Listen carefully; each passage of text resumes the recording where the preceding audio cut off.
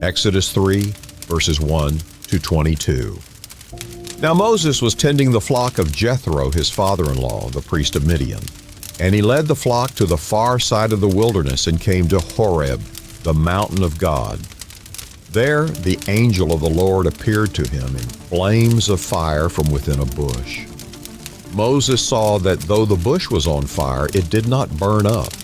So Moses thought, I will go over and see this strange sight, why the bush does not burn up. When the Lord saw that he had gone over to look, God called to him from within the bush, Moses, Moses. And Moses said, Here I am. Do not come any closer, God said. Take off your sandals, for the place where you are standing is holy ground. Then he said, I am the God of your father, the God of Abraham, the God of Isaac, and the God of Jacob. At this, Moses hid his face because he was afraid to look at God. The Lord said, I have indeed seen the misery of my people in Egypt. I've heard them crying out because of their slave drivers, and I am concerned about their suffering. So I have come down to rescue them from the hand of the Egyptians and to bring them up out of that land into a good and spacious land, a land flowing with milk and honey, the home of the Canaanites, Hittites, Amorites, Perizzites, Hivites, and Jebusites. And now the cry of the Israelites has reached me, and I have seen the way the Egyptians are oppressing them. So now, go. I am sending you to Pharaoh to bring my people, the Israelites, out of Egypt. But Moses said to God, Who am I that I should go to Pharaoh and bring the Israelites out of Egypt? And God said, I will be with you. And this will be the sign to you that it is I who have sent you. When you have brought the people out of Egypt, you will worship God on this mountain. Moses said to God, Suppose I go to the Israelites and say to them, The God of your fathers has sent me to you. And they ask me, What is his name? Then what shall I tell them? God said to Moses, I am who I am. This is what you are to say to the Israelites. I am has sent me to you. God also said to Moses, Say to the Israelites, The Lord, the God of your fathers, the God of Abraham, the God of Isaac, and the God of Jacob, has sent me to you. This is my name forever, the name you shall call me from generation to generation. Go, assemble the elders of Israel and say to them, The Lord, the God of your fathers, the God of Abraham, Isaac, and Jacob, appeared to me and said, I have watched over you and have seen what has been done to you in Egypt. And I have promised to bring you up out of your misery in Egypt into the land of the Canaanites, Hittites, Amorites, Perizzites, Hivites, and Jebusites, a land flowing with milk and honey. The elders of Israel will listen to you. Then you and the elders are to go to the king of Egypt and say to him, The Lord, the God of the Hebrews, has met with us. Let us take a 3-day journey into the wilderness to offer sacrifices to the Lord our God. But I know that the king of Egypt will not let you go unless a mighty hand compels him. So I will stretch out my hand and strike the Egyptians with all the wonders that I will perform among them. After that, he will let you go. And I will make the Egyptians favorably disposed toward this people, so that when you leave, you will not go empty-handed. Every woman is to ask her neighbor and any woman living in her house for articles of silver and gold and for clothing, which you will put on your sons and daughters. And so you will plunder the Egyptians. Exodus 4, verses 1 to 17.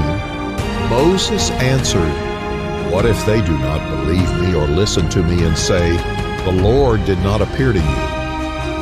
Then the Lord said to him, What is that in your hand? A staff, he replied. The Lord said, Throw it on the ground. Moses threw it on the ground, and it became a snake, and he ran from it.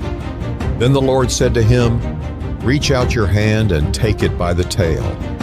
So Moses reached out and took hold of the snake, and it turned back into a staff in his hand. This, said the Lord, is so that they may believe that the Lord, the God of their fathers, the God of Abraham, the God of Isaac, and the God of Jacob, has appeared to you." Then the Lord said, "Put your hand inside your cloak."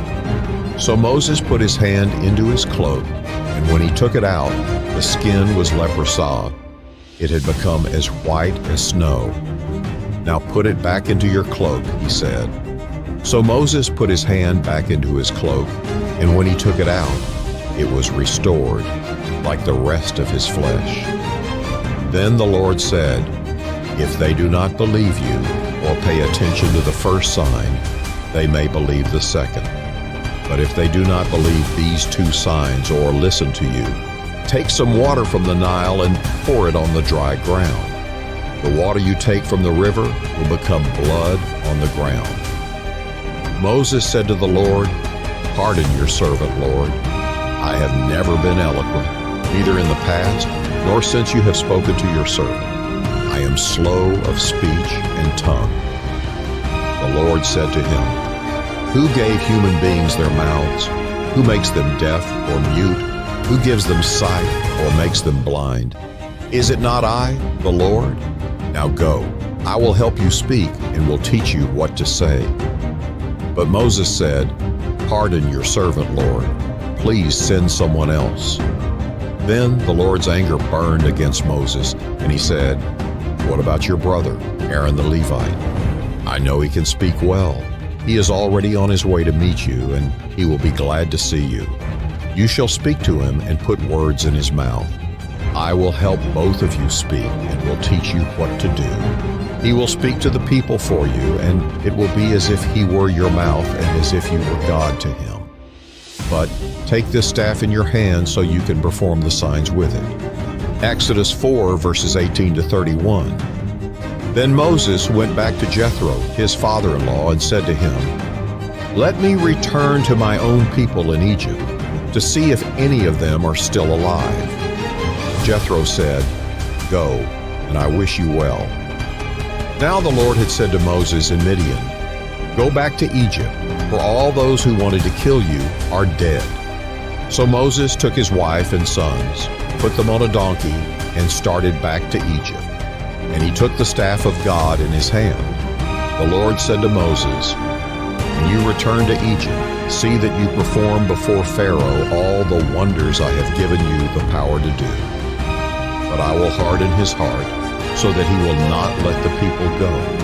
Then say to Pharaoh, 'This is what the Lord says. Israel is my firstborn son, and I told you, let my son go so he may worship me. But you refuse to let him go, so I will kill your firstborn son.'" At a lodging place on the way, the Lord met Moses and was about to kill him.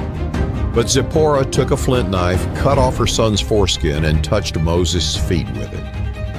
"Surely you are a bridegroom of blood to me," she said. So the Lord let him alone. At that time she said, "bridegroom of blood," referring to circumcision. The Lord said to Aaron, "Go into the wilderness to meet Moses." So he met Moses at the mountain of God and kissed him.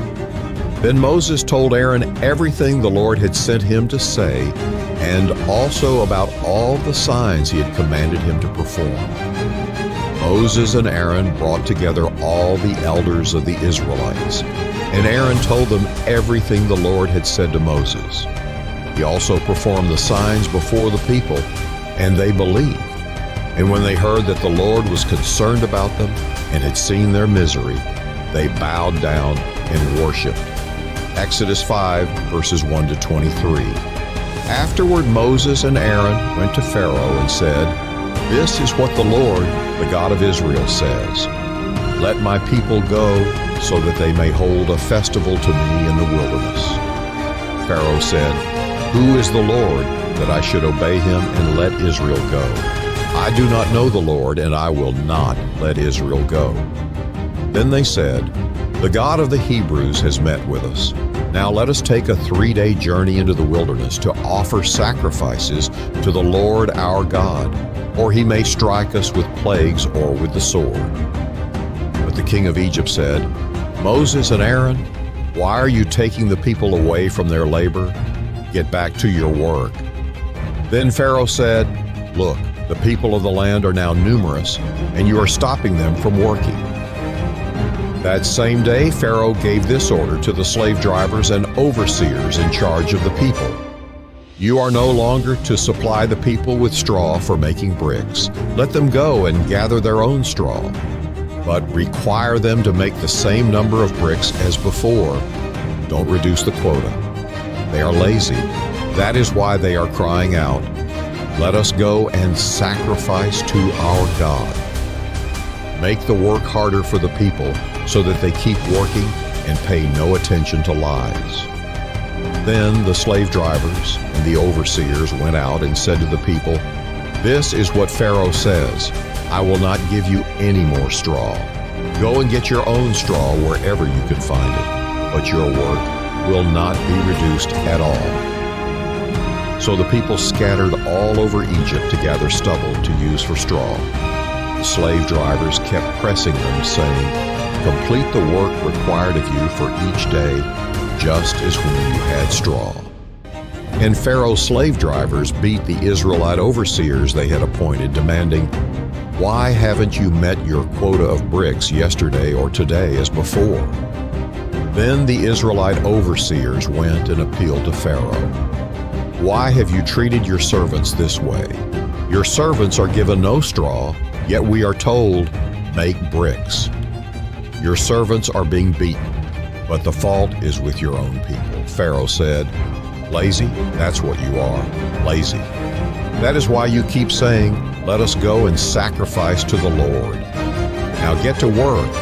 You will not be given any straw, yet you must produce your full quota of bricks."